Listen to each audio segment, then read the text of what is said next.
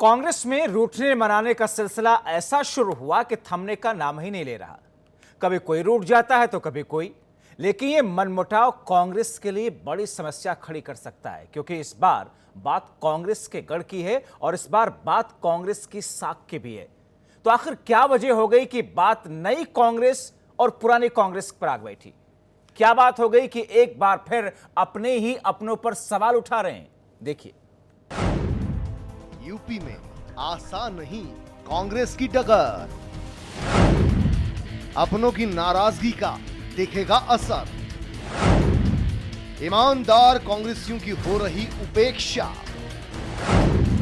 फिर चुनाव में कैसे पूरी होगी अपेक्षा। एक कहावत है, रूठों को मनाइए और रिश्ते बचाइए। मौजूदा वक्त में यह बात कांग्रेस के ऊपर 100% लागू होती नजर आ रही है, क्योंकि कांग्रेस में अपने ही अपनों से रूठे जो पड़े हैं। एक तरफ तो कांग्रेस महासचिव प्रियंका गांधी यूपी में कांग्रेस की सियासी जमीन मजबूत करने के लिए दिन रात जद्दोजहद कर रही हैं, लेकिन प्रियंका की इस मेहनत पर उनके अपने ही पानी फेरने में आमादा भी हैं, क्योंकि कांग्रेस के गढ़ कहे जाने वाले रायबरेली से जो खबरें सामने आ रही हैं, वो जाहिर तौर पर पार्टी और प्रियंका गांधी के लिए काफी मुसीबतें खड़ी करने वाली हैं। रायबरेली में कांग्रेस में हो गई बगावत, अपने ही अपनों से निभा रहे अदावत, नहीं दिया नेता कार्यकर्ताओं को अटेंशन, तो बढ़ सकती है प्रियंका गांधी की टेंशन।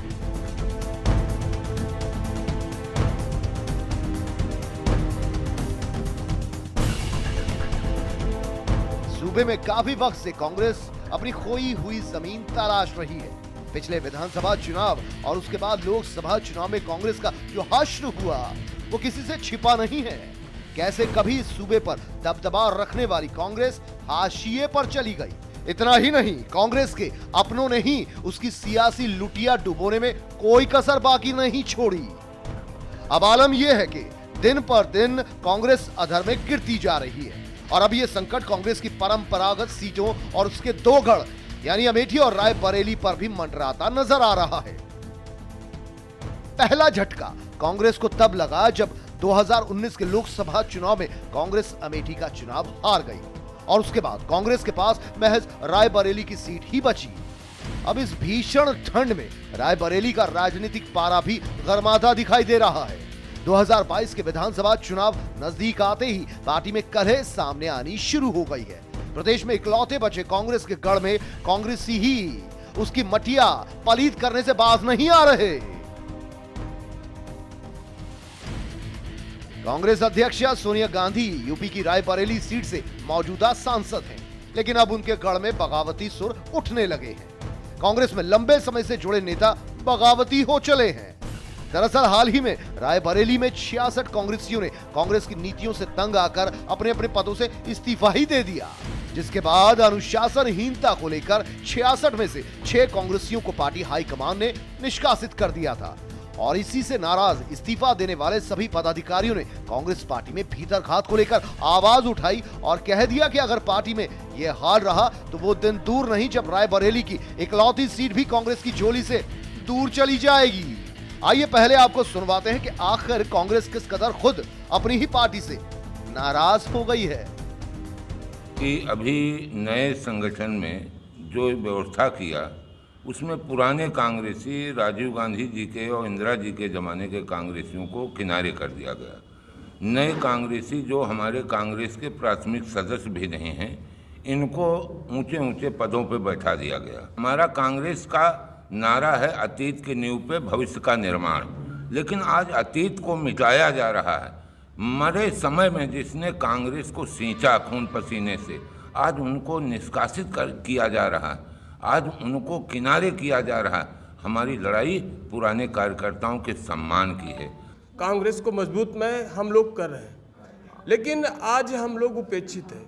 आज हम लोगों को कोई नज़र नहीं कर रहा है। ये कुछ चाटुकार, चंद चाटुकार दलाल जो कांग्रेस के हैं, ये पूरी तरह से जो कांग्रेसी विचारधारा के लोग हैं उनको हटाना चाहते हैं, उनको दूर करना चाहते हैं। बस मेरी एक दरख्वास्त है आज मीडिया के माध्यम से कि मेरी आवाज़ को प्रियंका गांधी और सोनिया गांधी जी समझे और जाने, नहीं तो हाल वही हश्र होगा जो अमेठी का हुआ है। बस इतना मैं कहना चाह रहा हूं कि जो अमेठी का हश्र हुआ है वो हश्र रायबरेली का होने वाला है। ये चाटुकार दलालों के चक्कर में मैं आज इस प्रेस कॉन्फ्रेंस के जरिए अपनी लीडर को बताना चाहता हूं कि नेता हमारी बात को समझे। तो सुना आपने किस तरह बगावती तेवर अख्तियार करने वाले खुलेआम कांग्रेस को चुनौती दे रहे हैं। वो कांग्रेस में पुराने नेताओं के साथ बुरा बर्ताव करने का आरोप मढ़ रहे हैं। कांग्रेस में भीतर खाद की आवाजों की गूंज अब चारों ओर सुनाई दे रही है। यूपी में कांग्रेस की इकलौती सीट रायबरेली बचने के बाद भी जब कांग्रेस महिला की जिला अध्यक्ष शैलजा सिंह से बात की गई तो उनका कहना है कि जो लोग कांग्रेस का विरोध कर रहे हैं वो कांग्रेसी हैं ही नहीं। लोग लगा रहे हैं कांग्रेस के ऊपर आरोप, वो खुद भ्रष्टाचारी हैं, क्योंकि वो न कांग्रेस के पदाधिकारी हैं न कुछ है। वो आम जनमानस को ठगने वाले लोग हैं, क्योंकि वो सत्ता के लालसा रखने वाले हैं जो सत्ता से लाभ उठाना चाहते हैं। ये वो लोग हैं जो कांग्रेस को बदनाम करना चाहते हैं, कांग्रेस की विचारधारा के साथ नहीं।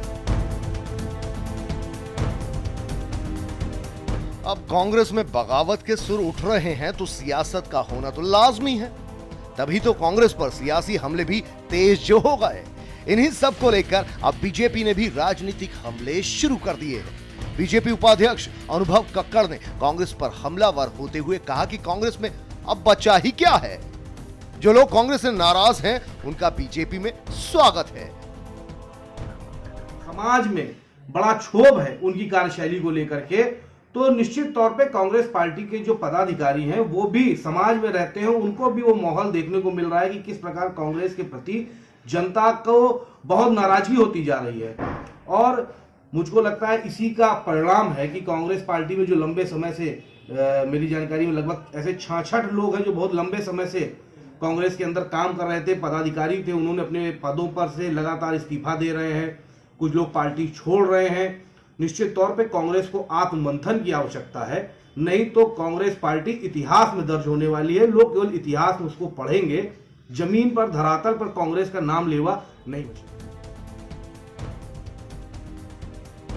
कांग्रेस पर आरोप लगाए जा रहे हैं कि राजीव और इंदिरा गांधी के समय पार्टी से जुड़े कांग्रेसियों को किनारे किया जा रहा है। कांग्रेस में नए लोगों को ऊंचे पदों पर बैठाया जा रहा है। ईमानदारी से कांग्रेस के लिए काम करने वाले कार्यकर्ताओं की उपेक्षा हो रही है। हैरत की बात है कि एक तरफ प्रियंका यूपी में लगातार डैमेज कंट्रोल करने में जुटी हैं। लगातार राजनीति में कांग्रेस के गिरते ग्राफ को बढ़ाने के लिए कांग्रेस महासचिव प्रियंका गांधी ने कमान अपने हाथों में ले रखी है।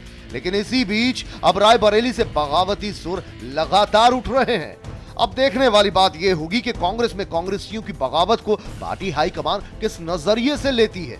लेकिन एक बात तो साफ है, अगर वक्त रहते कोई ठोस कदम नहीं उठाया गया और रूठों को नहीं मनाया गया तो सूबे में कांग्रेस का सुपड़ा साफ होने से फिर कोई नहीं रोक सकता।